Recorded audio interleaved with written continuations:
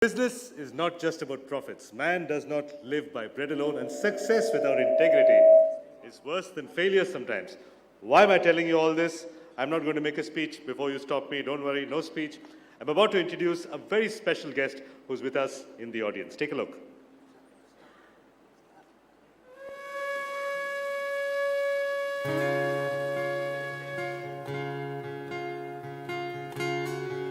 Sadhguru Jagi Vasudev is a realized master, mystic, and yogi.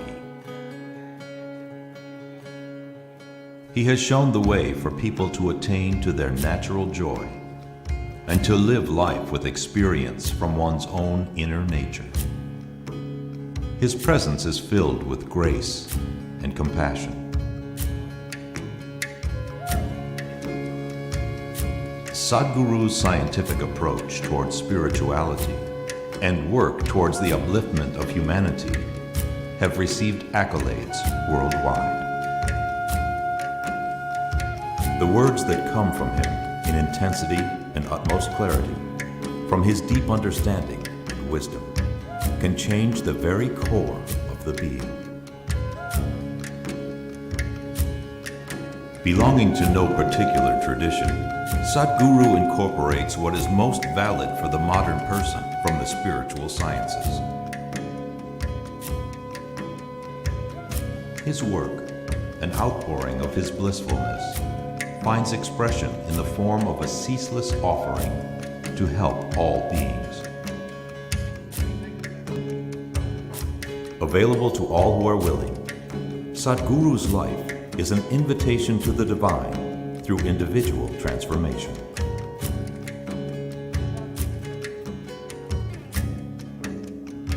Welcome to the silent revolution of self-realization.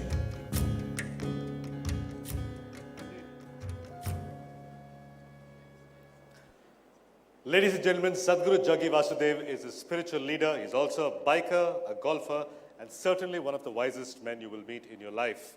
Mr. K.V. Kamath is India's most successful banker, the chairman of the jury for this year's awards, and also the one-man army who changed the gender equation in Indian banking. It now gives me great pleasure to invite Sadhguru Jagi Vasudev, Mr. K.V. Kamath, and Indrajit Gupta to give away the two final awards. And before that, for a quick chat, IG, normally we give all our speakers 3 minutes, but I've been asked to multiply that into 4. You have 12 full minutes. Can we have you on stage?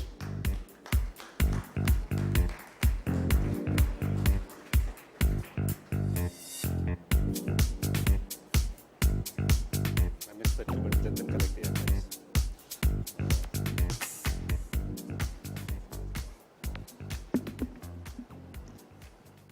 Good evening, ladies and gentlemen. I hope I can be heard at the back. Okay. We've just heard a range of very, very interesting presentations that hopefully have given you a sense of the future. The same sense that I have, that we're heading towards a new future, a different world, and a new set of rules by which the leaders of tomorrow will have to play by. It's a time of great anticipation. It's also a time for thoughtful introspection. I have the privilege to anchor the final segment of this evening's program, a conversation with Sadhguru Jagi Vasudev and Mr. K.V. Kamath, two amazing stalwarts, one a modern-day guru, the other a truly transformational business leader. A very warm welcome to you, Sadhguru, and to you, Mr. Kamath. Thank you for being in our midst. How do we build on some of the things that we've learned this evening? How do we as leaders prepare ourselves for the future? I want to start with the very idea of transformational leadership, something that we are celebrating this evening. And I have the same question for both of you. And I'll come to you first, Sadhguru. I'm sure you come across leaders from all walks of life. Can you pick out 2 or 3 qualities that you found that truly sets apart the transformational leaders from the rest? Good evening, everyone. The most important thing about being a leader is It's not because somebody wants to become a leader, he becomes a leader. That could be in the political space. But in social life and in business, it's because someone is capable of something that most other people are not capable of, he becomes a leader. He is able to see something or do something which everybody else is not able to do. So, the many leaders I've met, when I have a more intimate relationship with these people, what I find is they're extraordinary people. One reason is they pay attention to detail. Another reason is they have been constantly working on their competence rather than wanting to be leaders. Leadership has happened as a consequence, not as a desire. These are two things I always found with truly great leaders around us. Very interesting. Mr. Kamath, in your book, what is the DNA of a truly transformational leader? I guess there are two core things that I would look at. One is the ability to see the future, and second is the ability to execute on what you see. And when I say see the future, is not whims and fancies, not looking into a crystal ball. It's basically to scan the environment and maybe make that connection, that leap to what is possible from what appears impossible. And then have the conviction that this can be executed on. Again, say this can be executed on is easy. You need to make that happen too. Put the team in place, see that the team is motivated, goals are set, and then execute, drive them to success. So I think these would be the two key things. You asked for two key things, sure. And to me, these would be the two key things. And you can use one example of seeing the future and execution of it in the context of, let us say, Steve Jobs. I don't have to say anything more. Sure. We also had another Steve Jobs in India. About 2 weeks ago, India lost one of her beloved sons, Dr. Verghese Kurian. I think his story of how he created the world's one of the most biggest and most successful cooperative movements, I think will inspire generations to come in this country. But sadly, if one were to look around, you get the sense that there are not too many Koreans around us. Then there's a growing sense that we do have a leadership vacuum, not just in business, but in politics and in all spheres of public life. So my question is, as a society, if India were to be blessed with many more transformational leaders like Korean, who leave their mark in society, what is that one thing that you reckon needs to be changed? Well, I think I entirely endorse that Mr. Verghese Kurian was a leader in the same light as Steve Jobs. I sincerely believe so. As I was driving here, I was reading the question, and actually I was trying to juxtapose what he did and what Steve Jobs did in the context of Apple. Completely different context, but I think he saw the future. And that future had to be made to happen. It wasn't there ready for the taking. And he executed on that. So I guess that he epitomizes that ability to see into the future and execute. I don't think there is one thing that you can really say that is needed in a leader or in person A or person B to make a transformational change happen. I think it's several small things. And these add up to making a success. If you look back at last 15 years, in the Indian context, I'm not looking at in the global context, when you see transformational change that has happened, let us say in government, it is just a few people.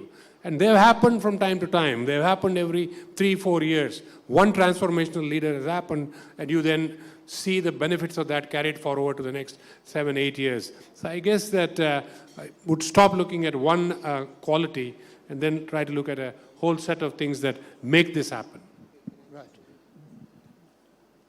I think when it comes to jobs, it was about harnessing the technological breakthroughs. When it comes to our own Korean, the important thing is breaking the mindsets of people.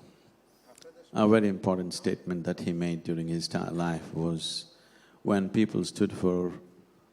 when they lined up to collect money for the milk that they delivered, they had an issue that some people wouldn't stand with somebody else who was of a lower caste or whatever.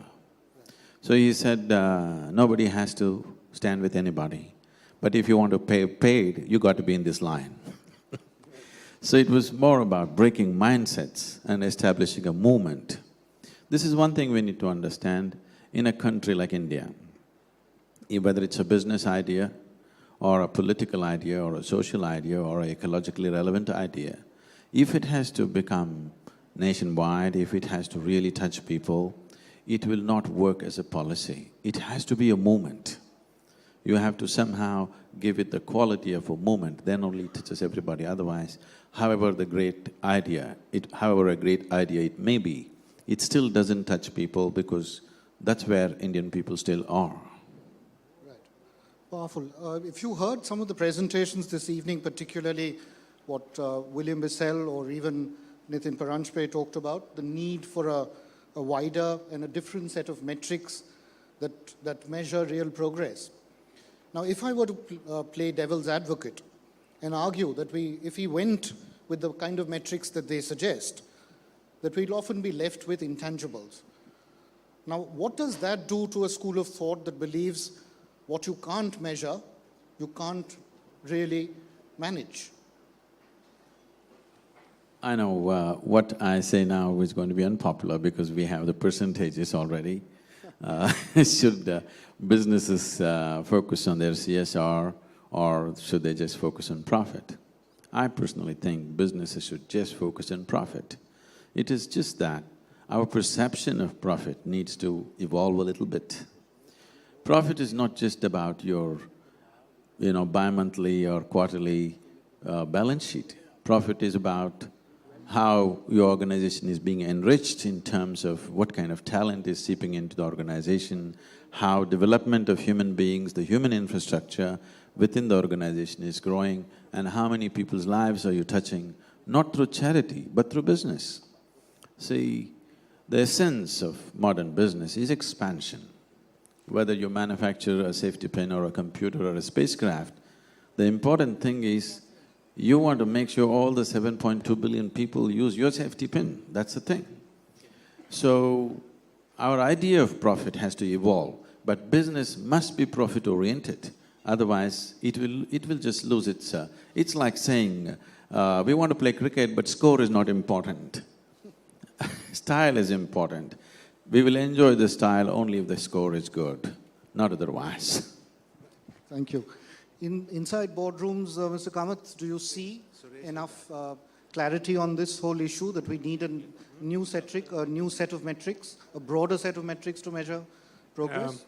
Unfortunately, no. I think this is a very profound question that has been raised by both Mr. Bissell and Nitin. And unfortunately, there's not enough thought given because underlying the whole challenge is what Sadhguru just now said. Ultimately, you need a metric which makes what you do scalable and replicable. And today, that is profit, because if you do not have profit as defined today, you are not allowed to scale up and replicate whatever you're doing. I think that's where the challenge comes. A lot more thought has to go into this. I think a subtle shift has to start. We can start with a very simple thing. Then is the fiscal deficit meaningful at all or not? Honestly, because I believe that social good should come first and fiscal deficit should follow. So if fiscal deficit is at projected, if you don't do anything at 6%, that's what I read today, then that is bad. But is it bad? I do not know, because it is in the pursuit of social good that this deficit is arising. Of course, I'm assuming waste is cut out and so on and so forth. I think this is a profound question which needs more thought. But I would cheer the two leaders who have raised this question. Fantastic. I just quickly move on to another issue which I think we'd all need to think about. I think we're living in an era where leaders seem to be struggling to do the right thing. More often than not, they know exactly what needs to be done, but they simply can't bring themselves up to doing it. So the question is, are we losing the courage to do the right things? Is that disappearing for our public life? And for that, I'll call upon a rather exceptional gentleman who's in our midst this evening, who stood up many times in his career to authority, even at the risk of losing his job and wrecking his career. Dr. E. Sridharan is in our midst today, the chairman and the founder of the Delhi Metro. the chairman of the Konkan Railways. Can I request a mic to...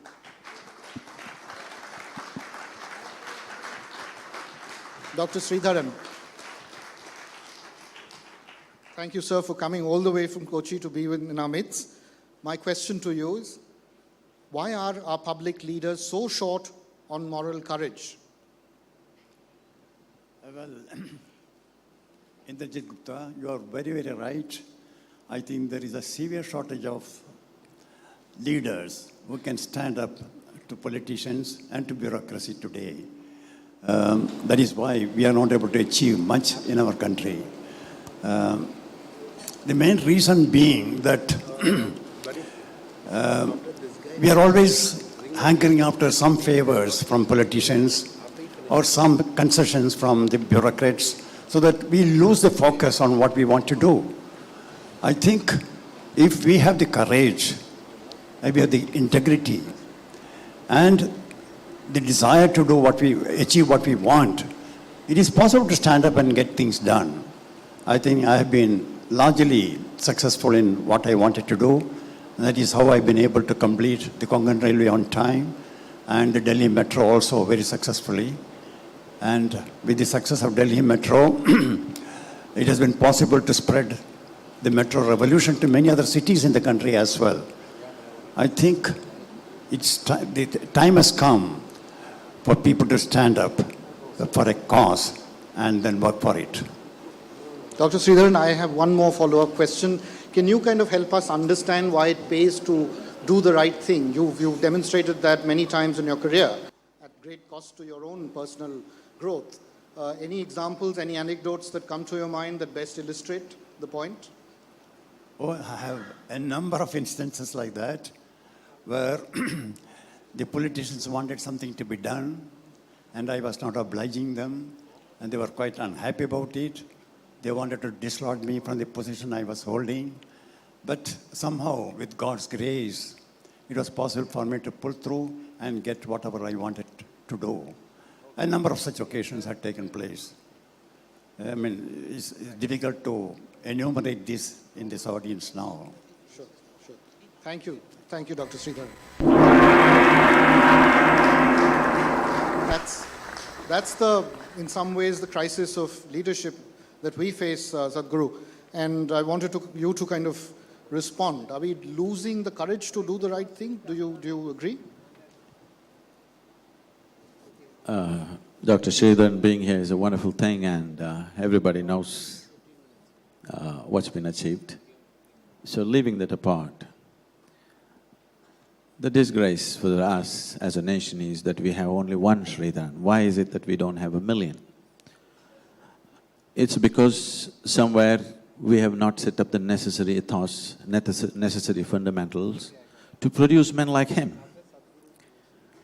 Why is it that somebody who does his job, I'm saying this with all due respect, why is it somebody who just does his job is a celebrity in this country? Simply because very few people are doing their job. It's so unfortunate that we have come to this place. This has happened because we have not taken care to produce those people. These people don't fall from the sky. An individual person makes himself like that, or a society cultures such people.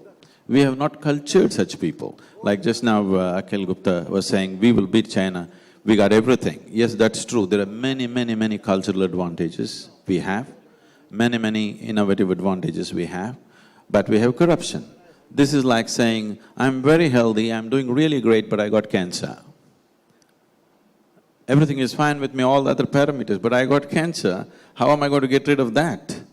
So, creating a society where integrity is valued needs to happen from a very early stage in a human life. Right now, that's completely missing, and fortunately, as a society, we have to do a lot of work on this. If we have to make sure that Sridharan is not a celebrity, that's my wish, that there must be millions of them. This country needs millions of them, not one. Very well said. Mr. Kamath, difficulty of being good, is that really that difficult to be good? I think in the context of what Sadhguru just now mentioned, it will appear to be difficult for several people. I think it needs great moral courage, like Dr. Sridharan has exhibited, to actually stand up to this. So I guess I think the question was comprehensively answered by Sadhguru. The challenge is in the process of creating the sort of people that are required to do their job, and then irrespective of whatever challenges they face. It will take us some time. Okay, I'll come to the... Above all, why is it so difficult to do the right thing in this country? Why is it so difficult to do the right thing? So I have the last question, and it starts with, I don't know. 3 simple words. Mr. Kamath, how often do you hear leaders saying that? Yeah, Adil Zainul Bhai, I think, talked about humility as the DNA of the new leader of tomorrow. What does it take for successful people to stay humble and intellectually curious? What's your take? I don't think any leader will truly succeed in the long run till he or she has learned to say, I don't know. I think I don't know has to come very easily to a person to really succeed in whatever he or she is doing. So I guess that humility has to be a way of life, the way we relate to, I would say, in our organizational context and in the larger context, in the societal context. I think that to me is humility. And that I think underpins success. So it has to be in your DNA. There is no I think, 2 ways about it. You may succeed for some time, but if you need to endure, I think you need to build that into your DNA. Sure. How easy or difficult is that to do that? I do not know is a spiritually very significant statement. And for the business leaders, if they say it too often, nobody will see you as a leader. So, I do not know. Humility. Humility can be very pretentious. I would say everybody having pride in what they're doing is more important than having humility, because pride is never pretentious. And when you're proud of what you're doing, you will try to handle it as sensibly as possible. I think what we need is more sense, all-round sense than humility. Humility will naturally come if you take a sensible look at your own life. You will clearly know what your capabilities are, what your limitations are. When you're conscious of your limitations, humility will come as a consequence. But trying to take an attitude of humility could be very deceptive. I would prefer that everybody takes pride in what they're doing, because pride and being successful and being proud of your success keeps you clean. You will not go off the track because it matters to you. Thank you, Sadhguru. Thank you, Mr. Kamath. It's been a truly enlightening session, and back to you, Suresh.